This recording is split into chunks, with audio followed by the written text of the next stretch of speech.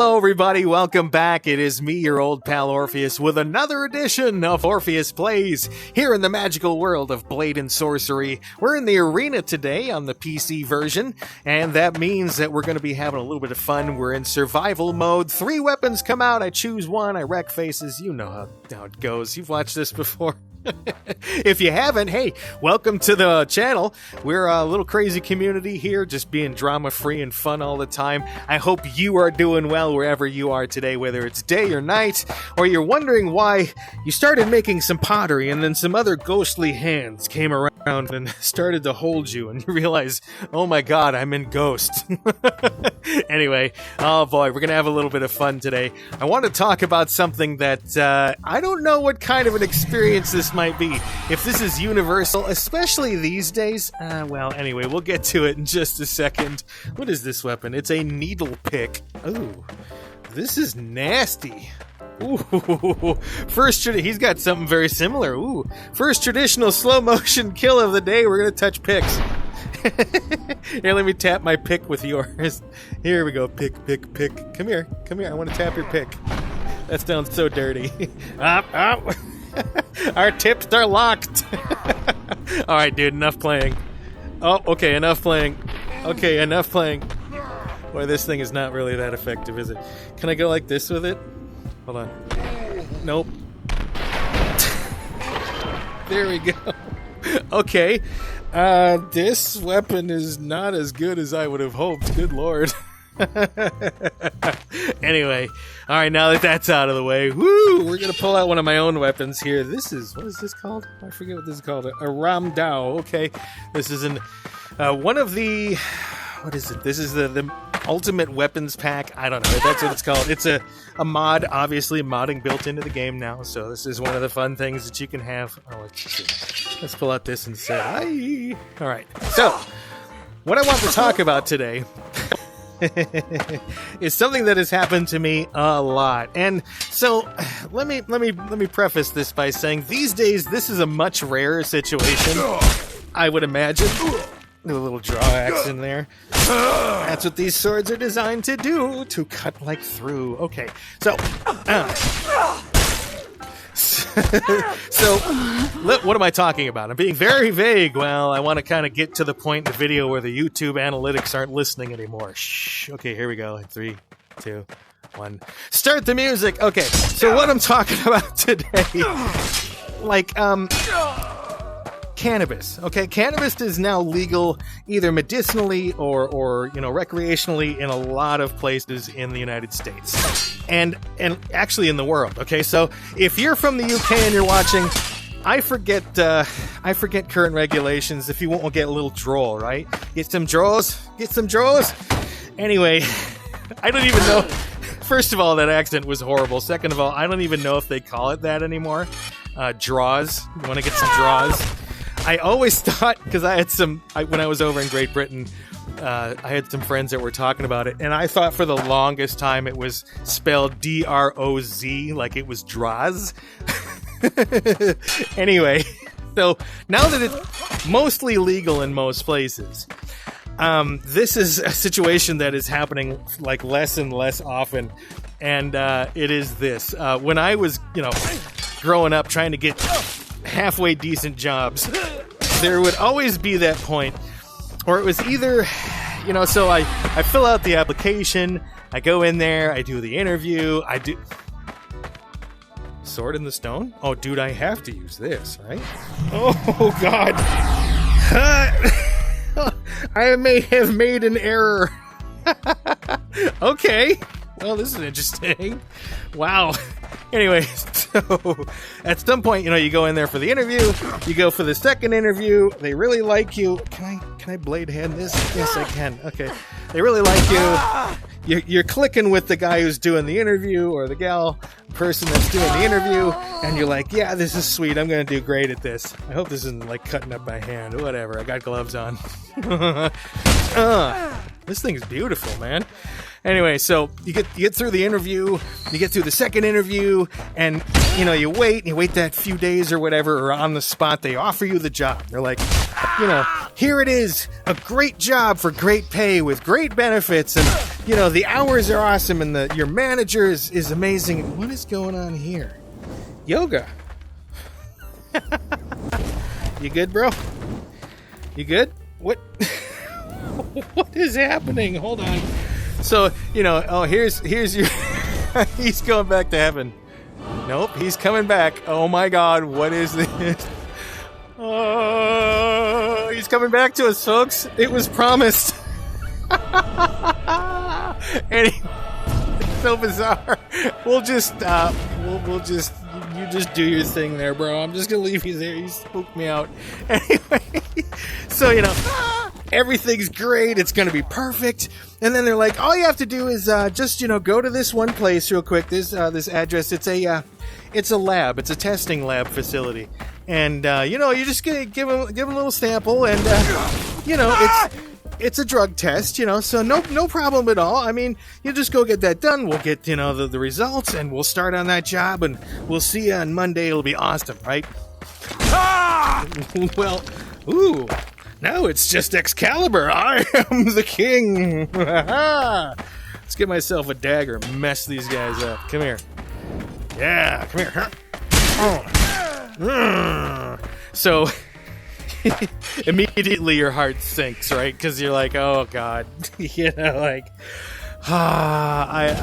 gonna have to go to the lab and get this done, right? I don't want to just drop off the planet, because I had a couple of jobs over the years, just a couple, where this happened. They're like, okay, well, now it's time to go do the test, and I went and did the test, and tested positive, and they were like, oh, no big deal, we're good. We were just looking for opiates or crack or something like that, right? Okay. So, but most of the time, 90% of the time, it was, well, crap. So it was always it would take a little bit of time.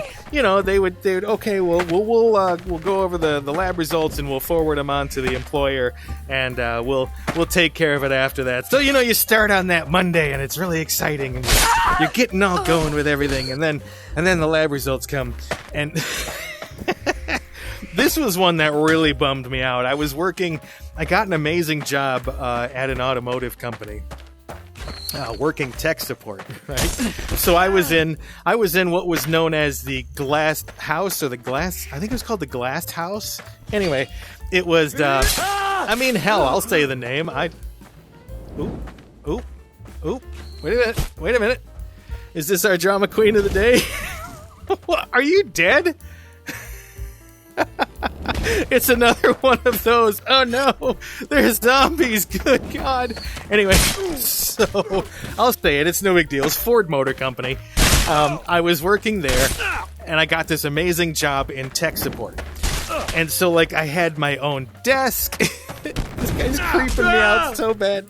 I had my own desk. I had my own, they lined me up with an ID, an ID badge that was RFID, and trust me, RFID technology back then was absolutely mind-blowing. And I had a card with my picture on it. I'd just walk up and go beep, and the door would open. Oh my God. I was allowed to have food and drinks at my desk. I was allowed to listen to morning show radio on the internet and stuff. It was a really sweet job, right? And they had this cafeteria for employees, and you could get on their employee benefit plan for buying cars and stuff. They have things called A plans and X plans and stuff like that. And they're special plans for people that work for automotive companies and for people that work with industries of, anyway, it's a complicated story. But so I was there 2 weeks. And it was a sweet job, man. I loved this job, and I was my head was filled with, oh, this is gonna lead to so many cool things. I'm making so much money. Each paycheck was just ridiculous amounts of money for me, at least at that point. And I'm just feeling great about things. And I was in a cool location to go get lunch if I wanted to. And so, okay, sitting there at my desk and and I get, what? Did you need something? Alright, so sitting there at my desk and doing my work, and what it was is it was tech support. So people all over Ford would call, the tech support line about their computer, very nice, about their computers or any of the technology that they had in there, like printers and stuff like that. They'd say, oh, we got this problem. What do I do? What is this? Sword cane. Ooh, I actually have one of these in real life. No joke. It's because I walk with a cane when I'm outside. Strangely enough. That's another episode coming up. Anyway, so job was sweet. I get a phone call. Anyway, so yeah, that's what I did for tech support. I would just kind of handle people that called for whatever reason. We're gonna do the slick Kingsman thing here. Anyway, so it was a perfect job. I just helped boomers to. I helped boomers figure out technology. Okay, so here we go. Hi, no, hi. There we go. And so. I'm sitting there, like I said, type, and the phone rings. And it's, hey, Orpheus, it's blah, blah, blah from HR. We need you. We're doing a random drug test, and we just wanted, you were the one that came up this time around in your department, and it was random. Honestly, they do those things completely at random in some places. Not all of them. Sometimes it's random drug test. Here we go. So, he's like, yeah, what we can do, on your lunch hour, you can just go. The lab is 5 minutes away from here. Just go and give the sample. Everything will be cool. It's just routine. No big deal. So, needless to say, I had been an avid connoisseur and enjoyer of the almighty green. Nice. Or whatever you want to call it. I'm trying to be light because of the demonetization gods. If ever at one point I'm blessed with being able to make money off of this, totally not expecting it. I mean, whatever.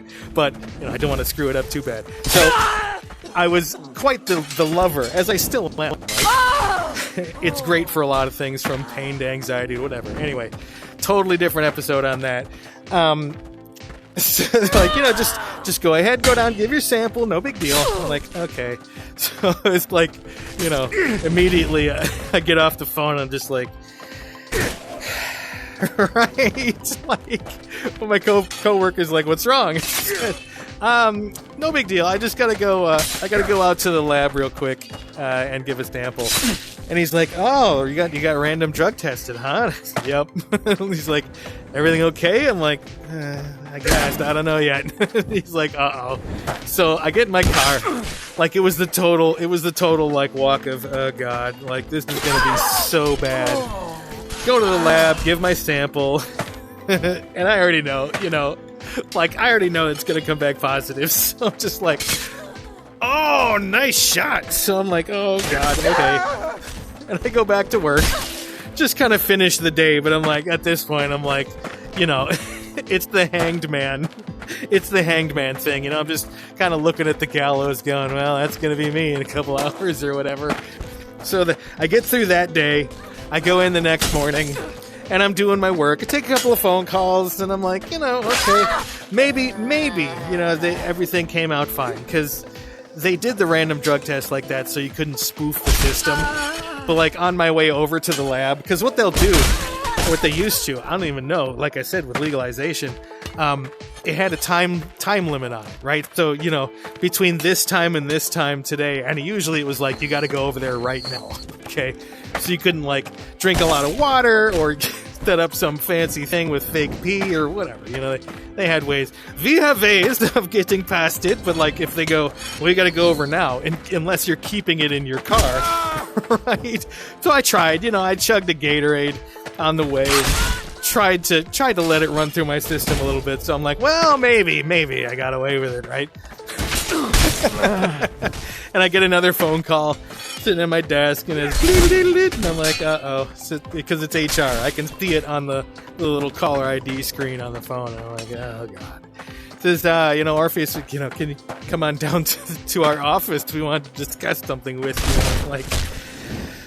I'm like, I already know what this is, right? And so, get up, I push back from my desk, and I start putting things off my desk into my bag, which was ironically and tragically enough a Ford Motor Company bag that I had bought at the employee shop, like just a few days before that, because I was like, yay, I'm Mr. Automotive Industry Guy. So I'm putting all my stuff into the bag, and I'm just kind of like, I'm quietly weeping interiorly about like what's gonna happen, and I just a staff, a short staff. Ooh, I'm like Robin Hood. Okay. Anyways, the building's pretty big, and we were like in the basement of this place, so I'm just kind of like slowly walking towards the elevator, just kind of looking down, not making eye contact with anybody. Right? Get to the elevator, hit the button, go up to the office, and it's like, okay, I walk in, and Mr. Orpheus, we had a little issue with your drug test. It seems that you've come back positive for coronavirus, right? And I'm like, oh wow, that's really weird. And so then you get the lecture about like, well, our corporate policy is not to endorse any kind of behavior like that. And look, trust me, I am not endorsing or condoning anything like that at all. If you're not of legal age and it's not legal in your state or country or region, don't do it, all right? Don't break the law, okay? I've done a lot of stupid things. I do not know how I got through all of it unscathed in terms of like not being arrested or killed or whatever. So, please be safe, be responsible, be smart. Don't do anything like that. But so it's always like, it is our policy to not have any of that in our company. It's like, okay. So they said, what we want you to do is clean out your desk and, give us your ID and everything. And it's just, I show her, I'm like, I already cleaned out my desk. And she looks at me a little weird. I'm like, look, I already knew what was going on. They said, well, why didn't you just tell us? And I'm like, look, I didn't know if you're the kind of place that didn't have a problem with that.